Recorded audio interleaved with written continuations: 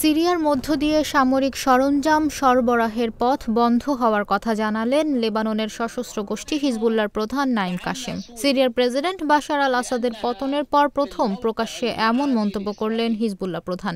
British বার্তা সংস্থা রয়টার্সের প্রতিবেদনে এ তথ্য জানা গেছে।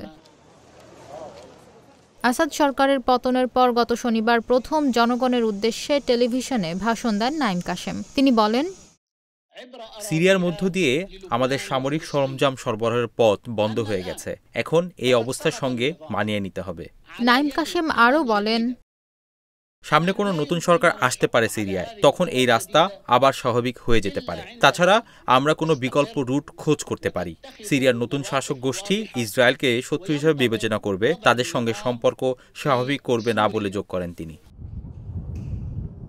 বাশার আল আসাদের শাসন আমলে ইরান সমর্থিত গোষ্ঠীগুলোর অস্ত্র এবং সামরিক সরঞ্জাম সরবরাহের একটি গুরুত্বপূর্ণ রুট ছিল সিরিয়ার মধ্য দিয়ে। হিজবুল্লাহর কাছে পাঠানো এসব সরঞ্জামগুলো ইরান থেকে ইরাক ও সিরিয়া হয়ে লেবাননে পৌঁছাত। তবে গত ৬ ডিসেম্বর আসাদ বিরোধী যোদ্ধারা ইরাক সীমান্ত দখল করে এই পথ বন্ধ করে দেয়। এর ২ দিন পর বিদ্রোহীরা রাজধানী দামেস্ক দখলে নেয়।